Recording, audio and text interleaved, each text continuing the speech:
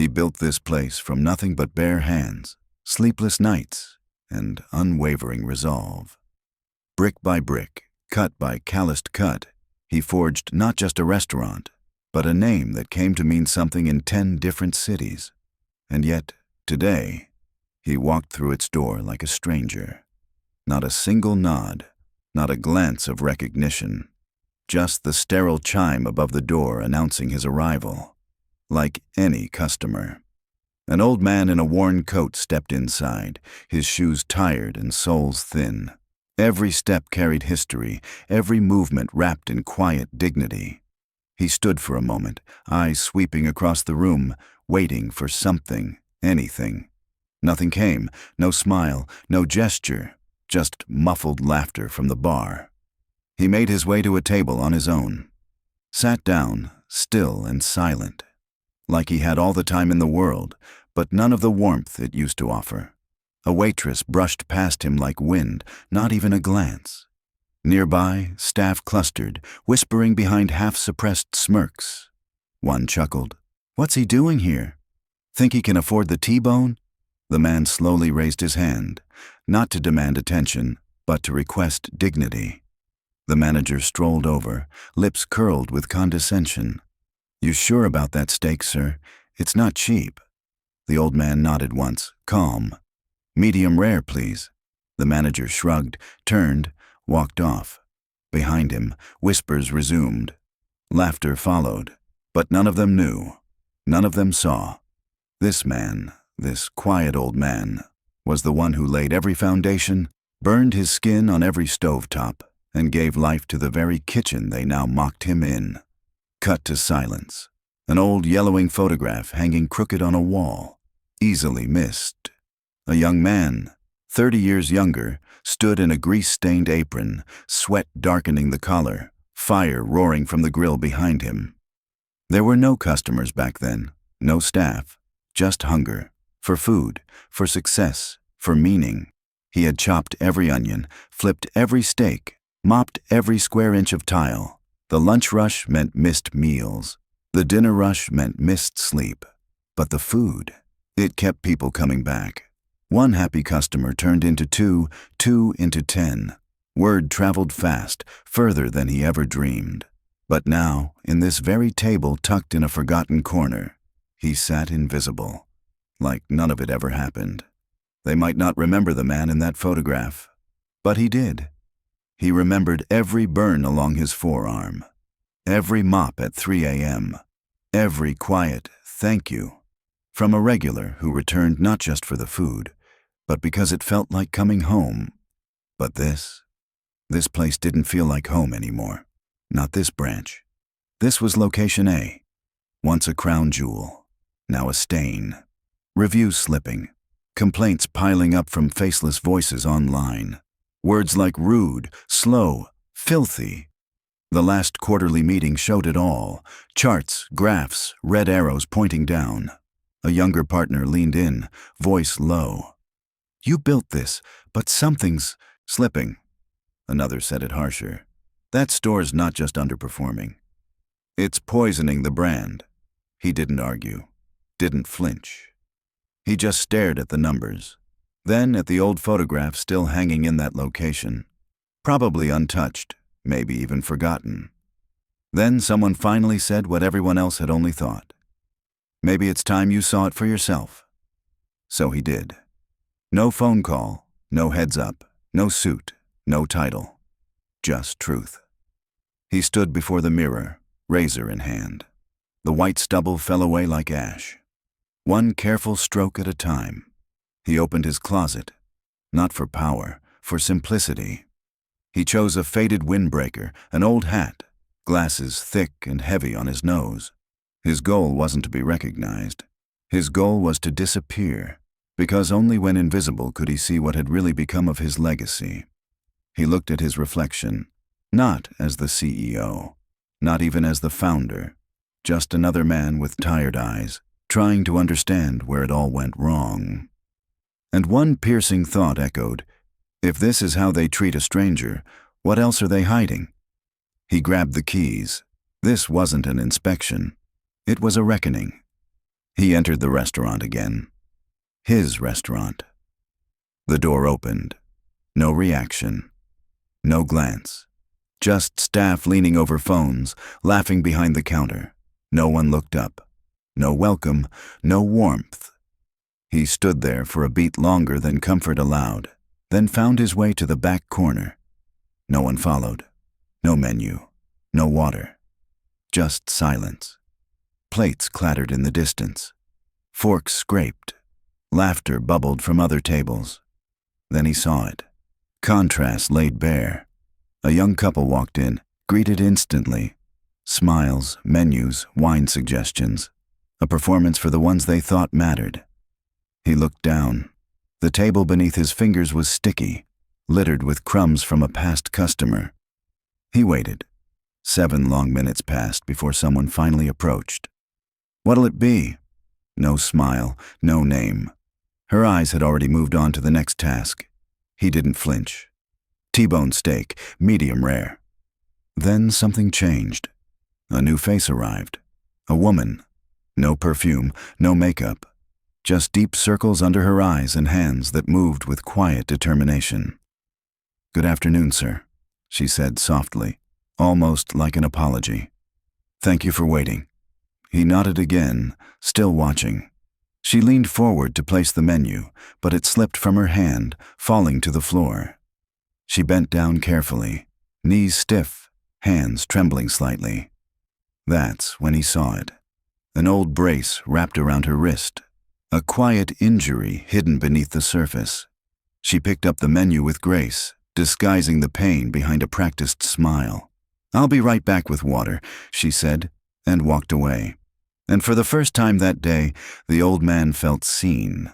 Not by the system he built, but by someone who had clearly been overlooked, yet chose kindness anyway. And maybe, just maybe, that's where the rebuilding had to start. For the first time since he walked in, someone looked him in the eye, not out of habit, but out of care. She didn't rush, didn't judge, didn't treat him like a burden. She simply saw him.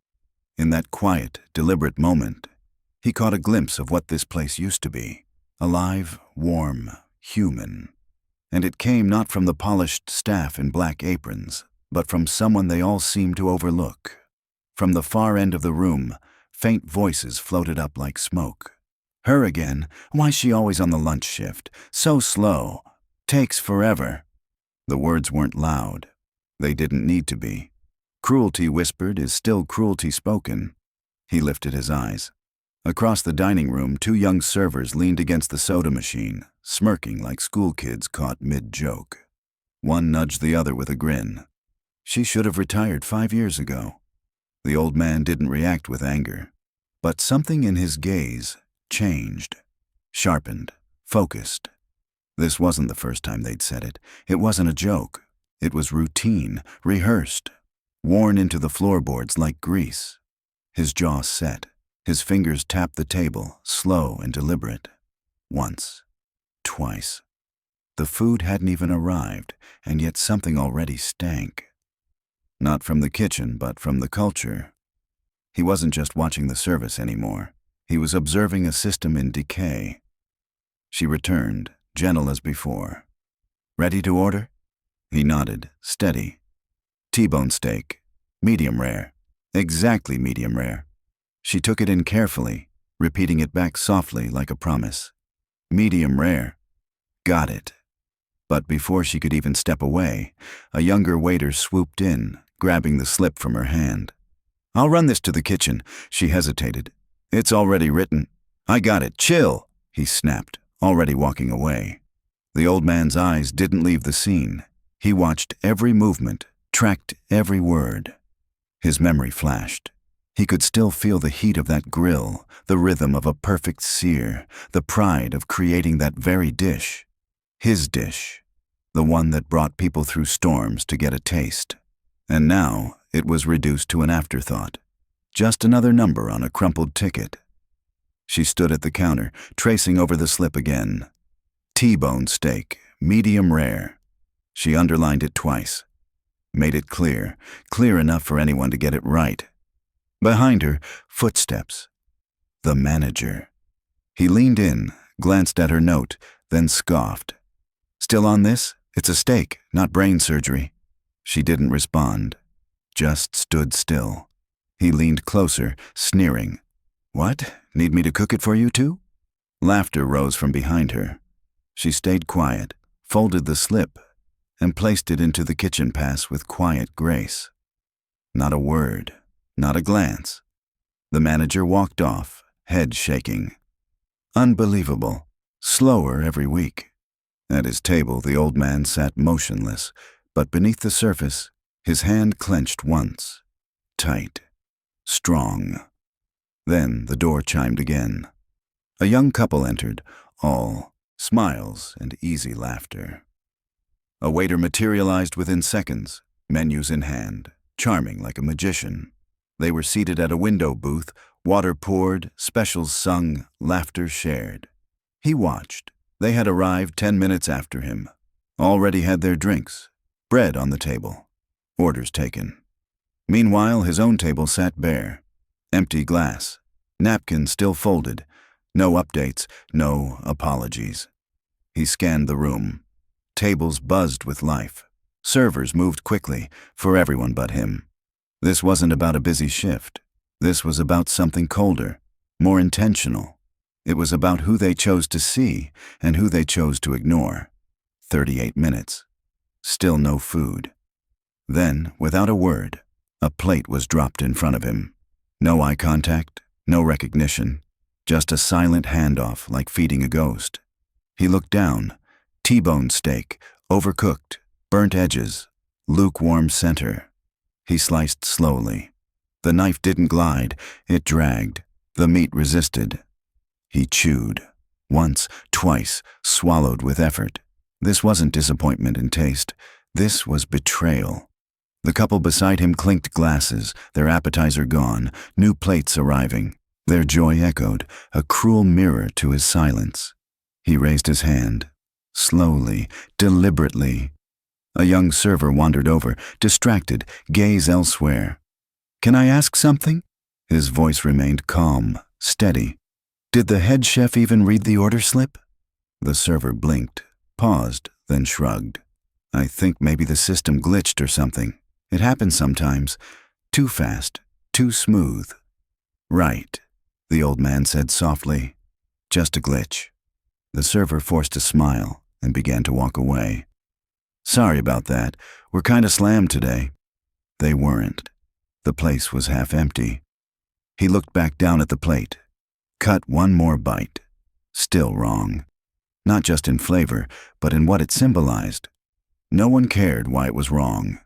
Easier to blame a glitch than admit apathy. Then she returned. The older waitress. Quiet, steady, holding a glass of cold water in both hands. She placed it down gently. No words at first, just presence. Then she spoke, voice low but unwavering. "Sir, I'm sorry. For the wait, for the food, for the way you've been treated." He looked up. She wasn't covering for anyone. She meant every word. "This place used to be better," she added, almost a whisper. "I'm sorry it's not that today." Then came the line that stayed with him. "I'm saying this on behalf of the whole team, even if no one else will." She gave a respectful nod and walked away.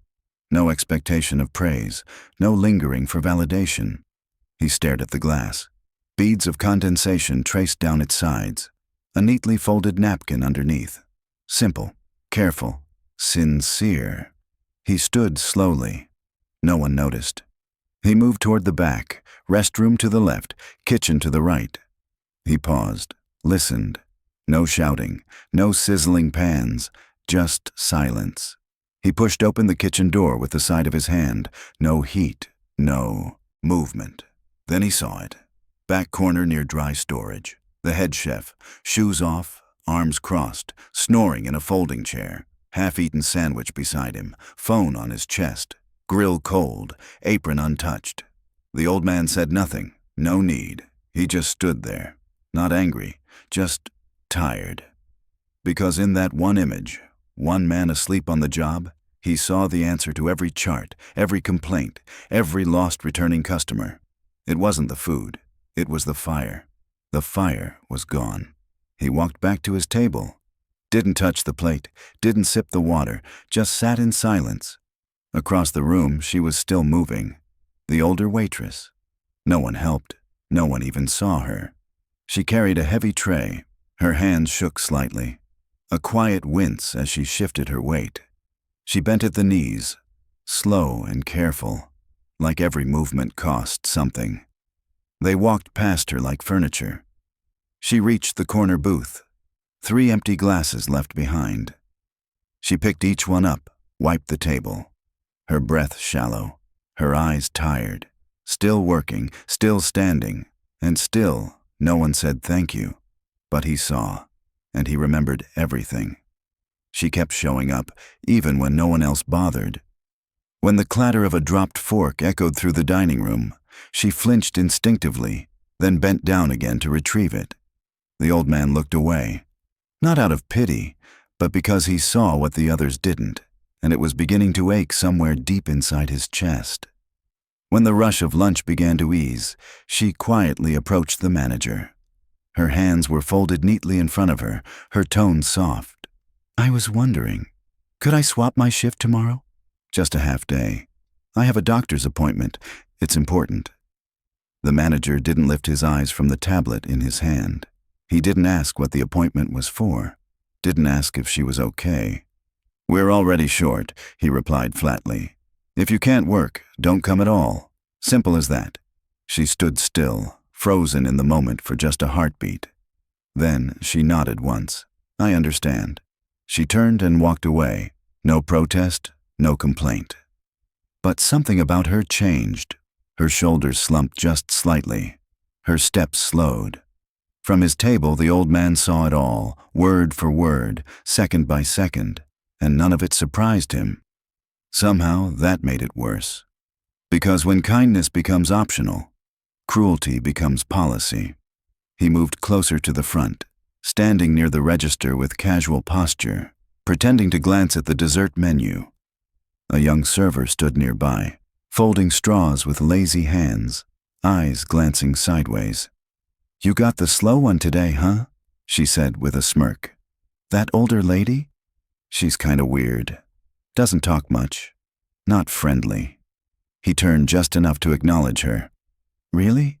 His voice was flat, his expression unreadable. The girl shrugged. "Yeah, always keeps to herself, always tired. Honestly, she drags the vibe down." He nodded once, not in agreement, but in quiet calculation. The tone of her voice, the way she said it, none of it was new. It sounded rehearsed. A story they'd told each other so many times they no longer remembered it was about a real person. He glanced back at the woman. She was wiping down a counter no one had asked her to clean. Still moving, still contributing, still invisible. The server drifted off, never noticing the impact of her own words. He stayed where he was, unmoving, not because he didn't care, but because he did. Because it wasn't just what they said. It was how easily they said it. As he passed by the break room, he caught a sliver of conversation through a cracked door. Laughter drifted out. Not the bonding kind, but the brittle, mocking kind that cuts. "She's still clocking in, huh?" It was the manager, voice dripping with sarcasm. "Let her. We're cleaning house soon anyway." Someone else chimed in. "Might as well squeeze the last few shifts out of her." Another voice added, "She won't last much longer. Her back's already gone. No one's gonna miss her." Laughter burst from the room, cruel and careless. The old man didn't step in, didn't make a sound. He just stood outside that door, staring at the tiled floor. His fists clenched at his sides, not from rage, but from something far heavier. Understanding. This wasn't about food anymore, or service, or leadership. This was about rot. Institutional, quiet, accepted rot. And somewhere in this building, that same woman was still folding napkins with care, believing she was part of a team. Later, another woman walked in, alone, older, familiar. She greeted the hostess with a kind smile. None was returned. She waited by the door. No one came. Eventually she waved gently. A server rolled their eyes, tossed a menu on a table. No greeting, no warmth. Still she sat down and waited. 10 minutes, 15. No one brought water. No one asked for her order. She stood, looked around once, not in anger, but in quiet resignation, and left. No one stopped her, except one person. From across the room, he watched. His phone in hand, opening the Notes app. Not to complain, to document. Not just this moment, but every moment like it. Because this wasn't a single failure. It was a pattern, a culture. Every time they ignored someone like her, they erased everything this place was built to stand for. He walked toward the register without a word. The bill was already printed, set neatly on a tray.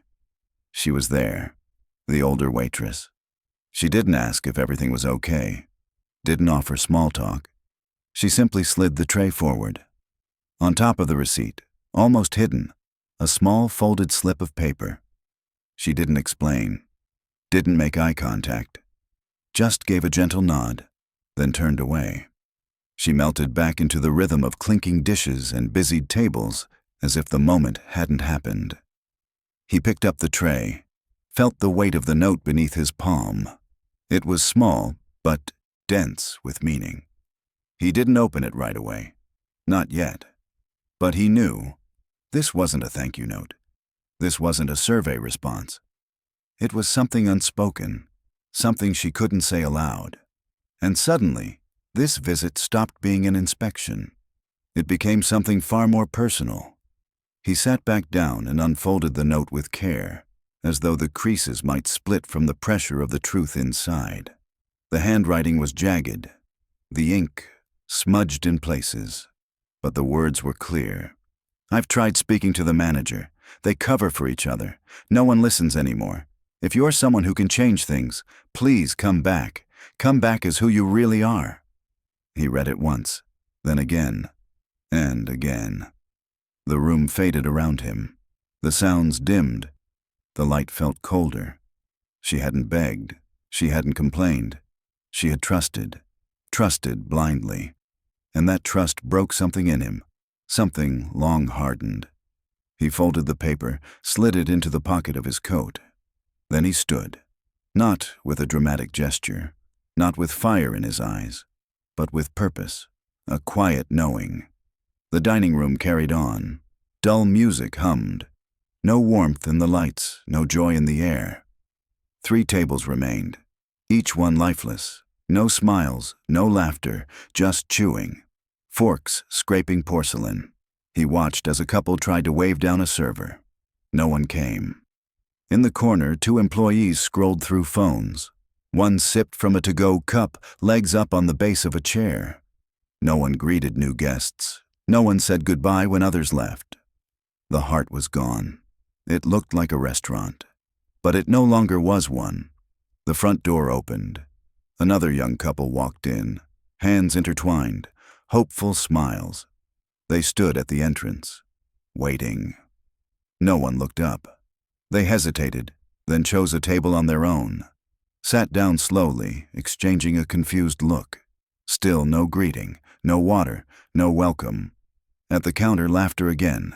3 employees huddled over a phone screen. He watched. Same scene, different victims. And suddenly, he no longer saw a restaurant losing money. He saw a mission losing soul. He began to see all the little things, the things no one noticed anymore. A table by the window covered in crumbs. A dirty napkin half under a plate. A cloudy ring on a glass. Salt shakers half full. Forks missing. A chair with a crooked leg. A hand raised, ignored. A question asked, brushed off. Not chaos, worse, neglect. And in the middle of it all, she moved like a quiet metronome. 1 table at a time, 1 napkin at a time, wiping, straightening, breathing, not sighing. No checklist, no audience, just dignity. He saw it, not as an owner, but as a witness. And in that moment, he didn't feel pity. He felt respect. She had no title, but she held this place together. Two young servers near the drink station exchanged a low chuckle. "Lunch rush is gonna be rough." "Yeah," the other replied, smirking. "Probably more of those old folks again. Always finding something to complain about. Forks bent, water not cold enough." A shallow laugh, the kind that dismisses an entire generation. They didn't know the old man was listening, didn't care if he was, and that, more than anything, told him what he needed to know. He stood near the counter, calm, measured. A server passed. He raised his voice, just enough. "Excuse me, who's in charge today?" The server paused, blinked, looked left, then right. I think it's the manager, but he stepped out." "He should be back soon," the server said, eyes drifting elsewhere. "Yeah, he usually steps out around this time." The old man didn't respond, just asked, "Steps out? To do what?" The server scratched his neck, gaze avoiding eye contact. "I don't know. Says he's running errands." The old man gave a single nod. He didn't ask anything more. He didn't need to, because in that silence, in those vague answers, he found all the clarity he needed. There wasn't a backup plan, no second in command, just absence. Leadership not unavailable, but completely unaccounted for. He glanced toward the kitchen, then toward the floor. Someone was supposed to be steering this ship, but no one even knew where the wheel was. Near the soda station, two staff members whispered between shifts, half laughing under their breath. "You hear about that CEO secret visit thing?"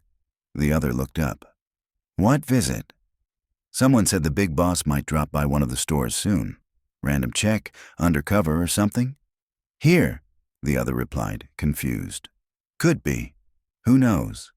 A short pause, then a smirk. "Not like it matters. No one even knows what the guy looks like." They both laughed, the kind of casual dismissal that didn't fear consequences. Then they went back to wiping counters with half-hearted effort. From his seat, the old man heard every word. His expression didn't shift. He didn't blink, but behind his eyes, something hardened. They didn't just lose respect, they never had it to begin with. And that anonymity he'd worn all day? It confirmed everything. The truth wasn't in what they said. It was in how safe they felt saying it. They'd stopped caring, because no one was watching, and even if the CEO had walked in, they wouldn't have recognized him. That said everything. So he sat back. No more glances toward the kitchen, no more questions, just silence. A heavy, deliberate silence. The restaurant buzzed in the background, but it felt like static. Plates clinked, drinks poured, tables turned. But no one was really there. No connection, no pride. Staff moved like ghosts, steps dragging, smiles paper thin. They wiped surfaces, but not with pride, just with routine. Customers stared into their phones, forks scraped plates. Conversations had faded into chewing and swallowing. He looked around the walls, beige, blank, lifeless. Like this place had once held color, but someone had drained it. It wasn't chaos, it wasn't broken, it was worse, it was hollow. And that hollowness, that quiet rot, screamed louder than any raised voice ever could. He stood, no receipt in hand, no farewell, and no one noticed. He walked through the same door he had entered, but not the same man. Outside, the sun still shone, but it felt colder than it should. He paused at the curb, turned to look through the window one last time. Inside, people moved. Plates shifted, laughter faked. Life continued, but not real life. Just motion, just noise. He reached into his coat, felt the folded note in his pocket, pressed it gently between his fingers, not with anger, not with regret, with clarity. This place didn't need new lighting. It didn't need clever slogans or viral videos. It needed a heart, and someone had to bring it back.